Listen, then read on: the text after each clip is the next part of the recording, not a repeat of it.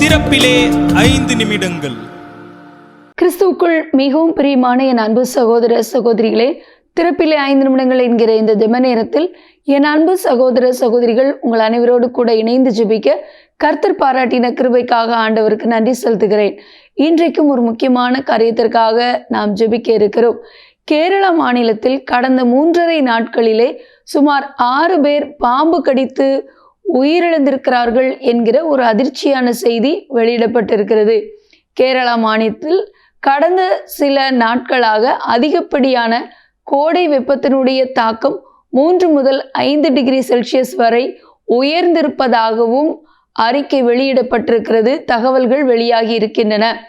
இப்படி இருக்கிற சூழ்நிலையில் கோடை வெப்பத்தினுடைய தாக்கம் ஒரு பக்கம் இருக்கையில், அங்குள்ள இந்த கோடை வெப்பத்தின் நிமித்தமாக கேரளா மாநிலம் ஏற்கனவே நல்ல மலை மற்றும் மரங்கள் சார்ந்த இடம்தான் என்பது நமக்கு தெரிந்த ஒரு காரியம்.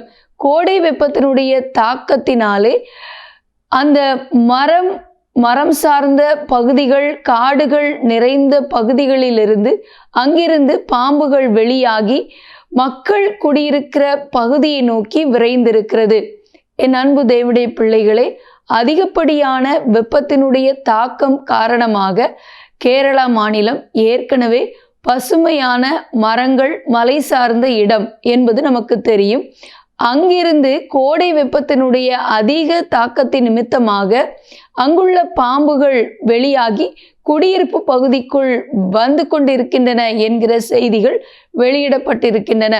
கடந்த நாளிலே கேரளா மாநிலத்தில் உள்ள திருவனந்தபுரத்தில் தைக்காடு பகுதியில் அங்குள்ள காவலர் பயிற்சி கல்லூரியிலே காவலர்கள் அணிவகுப்பு நடந்து கொண்டிருந்த பொழுது சாரை பாம்பு ஒன்று கடந்து வந்தபடியினால் அந்த காவலர்கள் அனைவரும் பதற்றத்துடன் ஓடியிருக்கிறார்கள்.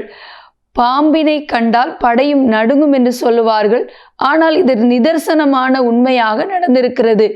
ஆனால் தொடர்ந்து கேரள மாநிலத்திலே குடியிருப்பு பகுதிக்குள்ளாக பாம்புகள் கடந்து வருவதும் மக்களை கடிப்பதும் அதே போல் அதனால் ஏற்படுகிற உயிரிழப்பும் அதிகரித்திருக்கிறது.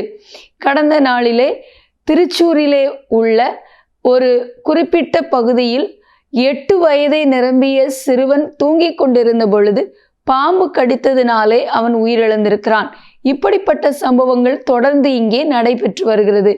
ஆகவே வரும் நாட்களிலே இப்படிப்பட்ட மரணங்கள் தடுக்கப்பட ஜெபிக்க வேண்டும்.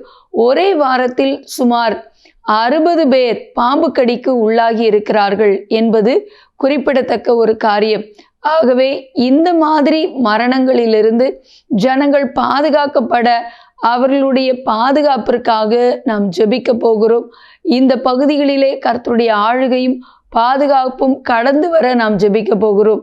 ஜெபிக்கலாமா? எங்கள் அன்பின் பரலோக பிதாவே, ஆசீர்வதிக்கப்பட்ட இந்த நாளின் காலை வேளைக்காக நன்றியோடு துதிக்கிறோம், ஸ்தோத்திரிக்கிறோம். ஆண்டவரே, தகப்பனே, கேரளா மாநிலத்திலே தொடர்ந்து பாம்புக்கடி நிமித்தமாக கடந்த 3.5 நாட்களில் 6 பேர் உயிரிழந்திருக்கிறார்கள் என்கிற செய்தி அறிந்து பாரத்தோடு ஜெபிக்கிறோம். தொடர்ந்து 60க்கும் அதிகமான பேர் ஒரே வாரத்திலே பாம்பு கடியினால் பாதிக்கப்பட்டிருக்கிறார்கள் என்பது ஆண்டவரே எவ்வளவு ஒரு அதிர்ச்சியான வேதனையான செய்தியாக ஆண்டவரே உணர முடிகிறது. அப்பா, அதிகப்படியான வெப்பத்தினுடைய தாக்கத்தினாலே பாம்புகள் குடியிருப்பு பகுதிக்கு கடந்து சென்று அதனால் மரணங்கள் ஏற்படுகிறது என்று அறிந்து கொண்டு பாரத்தோடு ஜெபிக்கிறோம்.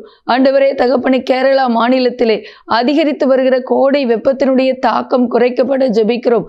தொடர்ந்து இந்த பாம்பு கடியினால் உயிரிழப்பு நேரிடுவது தடுக்கப்பட, ஜனங்கள் பாதுகாக்கப்பட ஜெபிக்கிறோம். ஆண்டவரே, இப்படிப்பட்ட மரணங்களை உண்டு பண்ண போராடுகிற சர்ப்பத்தின் ஆவிகளை இயேசுவின் நாமத்தில் நாங்கள் கட்டுகிறோம்.